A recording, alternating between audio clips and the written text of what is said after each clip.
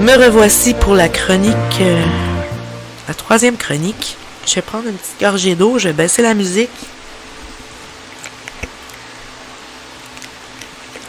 Alors, cette fois-ci, c'est la chronique avec notre reporter Louise Morneau, consultante en burn-out. Et c'est une première aujourd'hui. On va avoir d'autres chroniques avec Louise, qui a accepté l'invitation et avec qui j'ai eu du bonheur à faire une superbe entrevue que je vais vous présenter à l'instant. Et d'ailleurs, je voudrais dire un très grand merci à Louise d'avoir accepté cette belle invitation. Et naturellement, j'espère que vous allez découvrir beaucoup de choses sur le burn-out et surtout des trucs pour vous en prévenir et prévenir les burn-out dans votre entreprise surtout. Donc, allons-y de ce pas. Je dois fermer mon micro et vous envoyer tout cela. Bonne chronique avec Louis, je vous retrouve tout de suite après la chronique.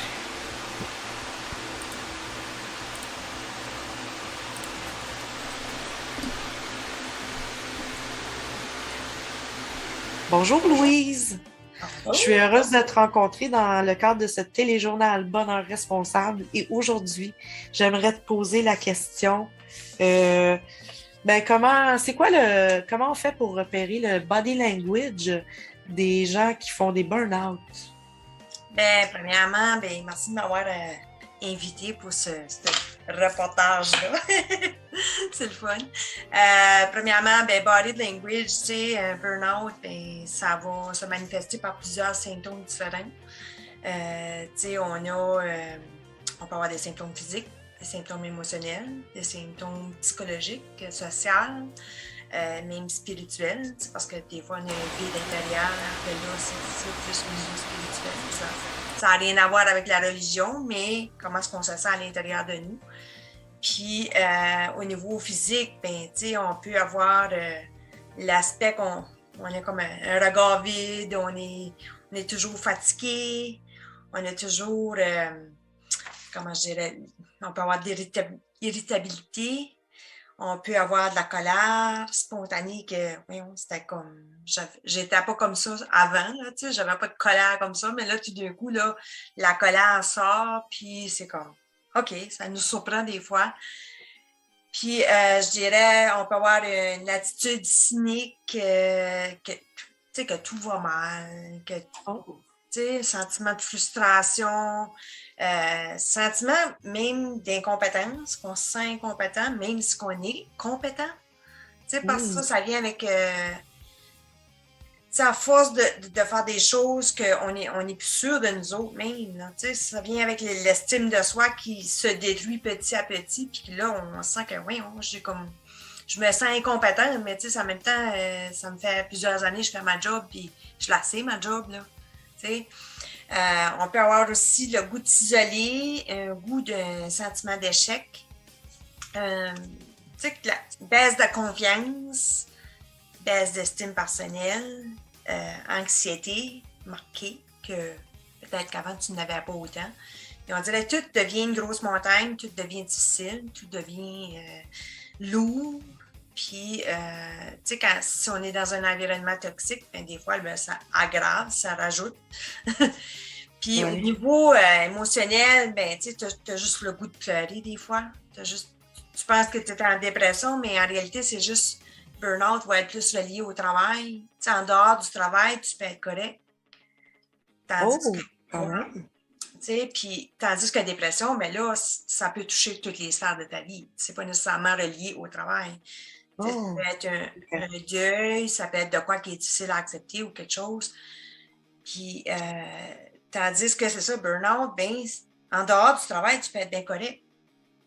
Mais ça, je ne savais pas. Ouais, la minute que tu parles du travail, là, ça te ramène dans toute l'anxiété puis toutes les choses qui t'ont amené au burn-out, justement. Puis, au niveau physique, tu peux aussi avoir, la fatigue va persister. Puis même des fois, ça peut devenir chronique, la fatigue.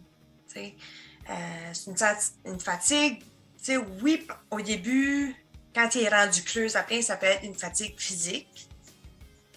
Que ton corps il fait un genre de shutdown, que tu ne seras même plus capable de sortir du lit, c'est des choses qui arrivent. Mais ça peut être une fatigue mentale également. Que là, as toujours la fatigue au niveau de la tête, que, voyons, comme me semble, je peux pas me concentrer, j'ai de la difficulté à faire des petites tâches bien faciles que je faisais avant, puis que là, c'est comme rendu très difficile, juste comme laver la vaisselle. C'est une tâche bien facile qu'on sait comment vivre, qu'on sait facile normalement, là, mais quand tu es en épuisement, même laver la vaisselle devient une grosse tâche. Ça vient, tu n'as plus de concentration, ton sommeil peut être perturbé. Soit tu perds du poids ou tu gagnes du poids, changement au niveau de ton poids, problème d'acné.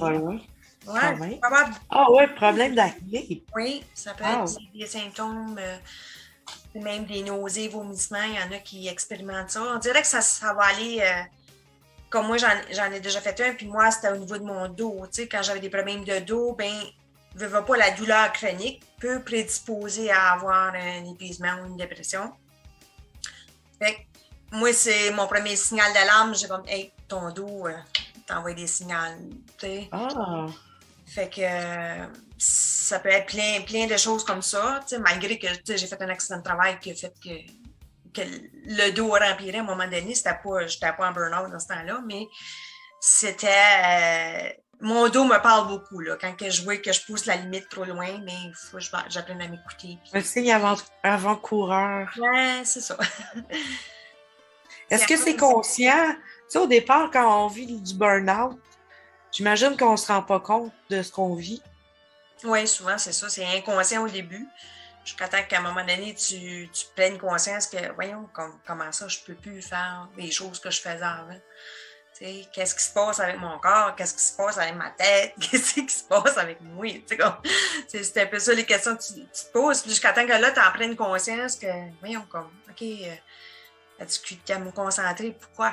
C'est quoi qui fait que j'ai de la difficulté à me concentrer? C'est que ma tête est saturée, mais des fois, de trop d'informations, de trop de choses, trop de stress, trop d'anxiété. Puis le fait de faire de l'anxiété, parfois, va contribuer à un épuisement parce que, justement, l'anxiété va créer du cortisol dans notre corps. Là, désolée, ma fille essaie de m'appeler. Juste à temps d'une entrevue, c'est bon? C'est pas grave. Puis, le cortisol, c'est ça qui fait que le cortisol monte dans notre corps, puis c'est ça qui fait qu'à un moment donné, tu fais un épuisement parce que tu as trop de cortisol dans le corps. J'imagine qu'une fatigue normale, on vit tous un peu ces symptômes-là dans une fatigue normale, mais après un bon dodo, un bon repos, un week-end de vacances, on se régénère les énergies, alors que dans un burn-out, j'imagine que c'est de la fatigue cumulée. Est-ce qu'il y a d'autres facteurs que la fatigue qui fait en sorte que les gens peuvent tomber dans un burn-out? Je m'explique. Par exemple, est-ce que si j'ai une personne toxique dans mon environnement de travail, est-ce que, j'imagine que c'est un élément qui peut ajouter beaucoup au résultat qui devient que ça devient un burn-out? Oui, c'est ça. Je sais pas si je l'exprime bien. Oui, c'est ça, c'est sûr, si tu as des gens toxiques autour de toi, ça aide, je dirais, ça contribue à diminuer ton estime personnelle davantage et plus rapidement aussi. Parce que si tu es constamment jugé, tu vas apprendre, tu vas te juger toi-même. Puis en te jugeant toi-même, là, tu te détruis, tu t'auto-détruis, là, tu sais, en réalité. Oui. Puis, comment je dirais, là... c'est l'accumulation de plein de choses qui fait qu'on se rend dans un épuisement. C'est pas juste une affaire, c'est pas juste le travail, c'est pas juste, souvent, si je prends mon exemple, quand j'ai fait un épuisement, j'avais des loyers que j'essayais de louer, puis j'avais de la difficulté dans ce temps-là, puis ça m'avait causé des défis financiers à un moment donné parce que les personnes qui étaient là, j'ai dû repeindre la maison complète et beaucoup de travail physique à faire aussi. J'avais plein de changements. L'accumulation de tout ça ensemble, ça fait qu'à un moment donné, être dans un environnement toxique au travail, ça a fait que ça nuit au niveau de la toxicité aussi. Oui, donc ça s'ajoute si on a déjà des problèmes au travail parce qu'on a un manager toxique. Mais si on vit en plus des drames à la maison, ça vient s'ajouter ça vient ajouter au bobo du burn-out, donc ça nous propulse beaucoup plus Oui, profondément dans le burn-out, si je comprends bien. oui, c'est ça. J'aurais une autre question à ce sujet-là. Euh, la différence entre un stress qui est bon puis un stress qui est nuisible. Comment on peut repérer ça? OK. Ben, un stress qui est bon, c'est, tu sais, on vit tous des stress dans notre vie, là, tu sais. Le stress peut être bon, tu sais, comme si on y a un feu dans ta maison, ben, le stress va arriver pour que tu sortes de la maison et te sauver la vie. Tu sais, si tu n'aurais pas de stress, ben, tu réagirais pas. Puis le stress, le cerveau, il est fait pour te sauver. Tu sais, il est programmé pour te sauver. Ça fait que n'importe quel stress, tu vas avoir une réaction. Soit tu vas fuir, tu vas y faire face ou tu vas te figer. Tu sais? So, le stress qui est bon, c'est, tu sais, je donne un exemple. OK, là, tu as une entrevue à faire, tu es stressé avant. Tu fais face à le stress qui est là, puis tu l'accueilles, tu le ressens, puis tu le transformes, puis tu le fais. Bien là, après ça, tu es fier de toi. Tu sais, ça, c'est quand même un bon stress. C'est un stress qui va t'élever. C'est un stress qui va te créer de la joie de vivre, qui va être comme, ça va être beau. Tu sais, je prends, mettons, je me marie ou j'ai un enfant. C'est un stress, mais c'est un beau stress. C'est un stress qui va amener du positif. Tandis que si tu prends un stress qui est plus nocif, ben c'est un stress qui va t'amener constamment qui va te garder dans le stress constamment. Tu sais, les stress chroniques au travail. Tu sais, quand tu joues du stress au travail, à un moment donné, tu t'accumules. Puis là, ça peut devenir toxique, un stress toxique le stress toxique, lui, va t'amener justement dans l'épuisement, dans la dépression, c'est là que ça devient trop, tu as de la difficulté à gérer le stress, tu n'as plus les outils pour le gérer. Fait que c'est là que ça devient toxique dans ta vie. En pré-entrevue, tu m'as parlé beaucoup que la culpabilité se mettait de la partie. Peux-tu me dire quelques mots là-dessus? Oui, c'est sûr. Tu sais, à un moment donné, quand tu es dans le creux, tu ressens la culpabilité envers toi-même. Parce que tu te dis, voyons, comment ça je me suis rendue là, tu sais. Puis même, tu peux avoir honte de toi-même parce que c'est comme... T'aimes peut-être plus la version que tu es rendue parce que, si je prends mon exemple, dans le temps que j'étais en épuisement au début, tu sais, moi, je suis une femme qui aimait rire, qui aimait avoir du fun. Puis quand j'ai rentré dans cet endroit-là, tu sais, c'était un job qui avait été comme imposé, sinon, si on ne suivait pas, bien, on perdait notre job. Ça fait que OK, déjà là, je veux avoir gardé ma job. So, quand j'y étais, ben justement, c'était pas prêt, c'était comme garoché, puis c'était comme, OK, on vit avec le stress, puis on s'adapte, puis tout ça, mais à un moment donné, à force de s'adapter, t'as de la difficulté à prendre le dessus, là, tu sais. Puis, là, j'ai perdu mon fil d'idée. C'est quoi? Oui, on parlait de la culpabilité. C'est ça. À un moment donné, tu viens que tu as honte de la nouvelle version que tu es rendue parce que tu t'es adapté à l'environnement qui était toxique. Puis là, tu es devenu toxique. Puis là, tu te dis, voyons, c'est pas moi. C'est quoi ça? Là, tu as honte de toi. Tu te sens coupable d'être rendu là, puis de ne pas t'avoir écouté, puis de ne pas avoir fait tes choix que tu aurais pu faire autrement. Puis ça, c'est une partie qui draine beaucoup d'énergie. Oh oui, sûrement. C'est une des choses. Donc, si je comprends bien, il y a comme une honte de soi, puis il y a une honte envers les autres qui se développe tranquillement, sournoisement. Oui, c'est ça. Je comprends bien. Ça, tu ne le vois pas, le mien.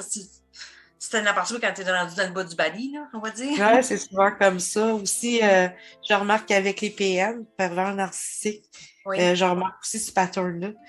Dernière question pour toi, le coût pour un entrepreneur, le coût à l'entreprise d'avoir dans son entreprise quelqu'un qui est en burn-out, disons une personne, c'est pas si pire, mais si jamais dans votre entreprise, vous avez 10 personnes qui sont sujettes à faire des burn-out,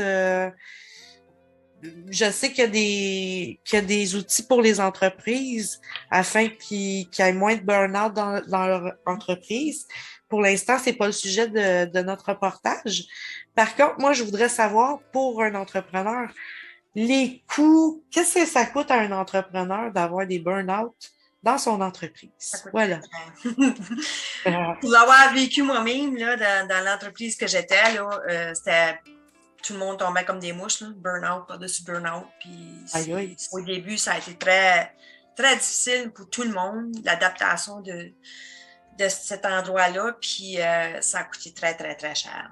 Tu sais, te le présentéisme que le monde, OK, oui, on rentre travailler, mais on est mentalement, on est sur le pilote automatique, on n'est comme pas là. Tu sais, comme on fonctionne comme qu'on peut, puis on fait du mieux qu'on peut. Après ça, ben, ça amène de l'absentéisme, parce que, tu sais, il y a des journées que tu n'es même pas capable de concentrer puis de fonctionner au travail, là. Puis vu que c'est un environnement qui était stressant énormément, puis demandant énormément, ben, le gros qui appelait juste malade, puis il rentrait pas, parce que, puis là, ben, quand que ça arrivait, ça surchargeait tous les autres employés.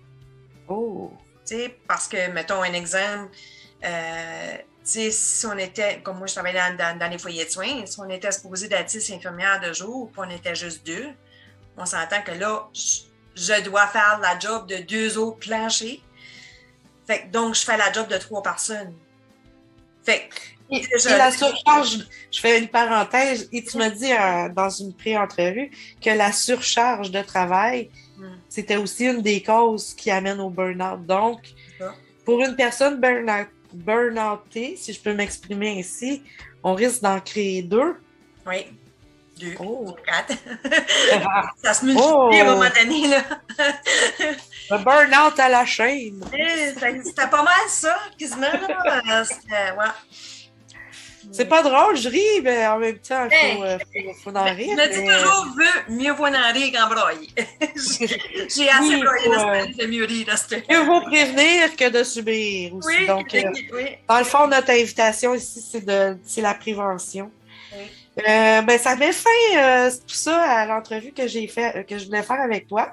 Oui. Merci beaucoup d'avoir été là. Et puis, je sais que tu as un groupe dédié. Oui. Est-ce que tu peux nous en parler, juste nous dire? C'est un groupe pour les femmes, justement, qui vivent de l'épuisement, puis des dépressions aussi, qui vivent l'anxiété.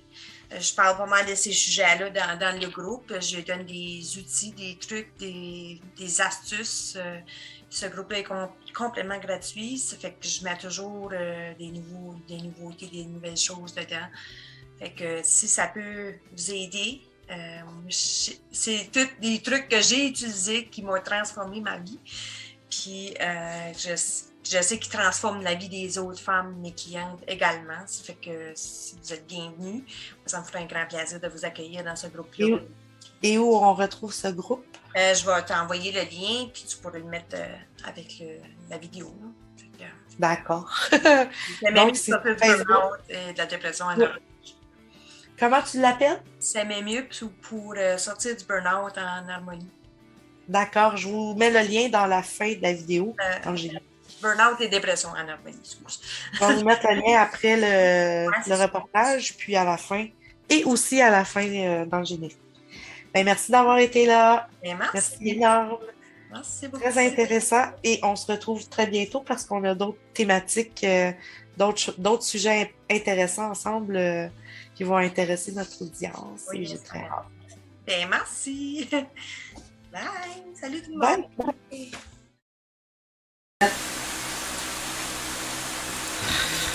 Oups, j'ai coupé un peu court, désolé. Donc, voici l'adresse pour rejoindre Louise Morneau. facebook.com/louisemorneau.ca. Puis son groupe Facebook S'aimer mieux pour sortir du burn-out et dépression en harmonie. Donc, Facebook/groupe avec un S en anglais. S'aimer mieux pour éviter le burn-out et la dépression est son adresse. Donc, voilà. Merci infiniment à Louise pour ce belle entrevue. Et c'est un... Ouais, on cherche mes mots. C'est une invitation pour le prochain téléjournal parce qu'on a d'autres sujets à aborder ensemble pour la prochaine diffusion. Voilà, alors je m'en vais à mon petit concours.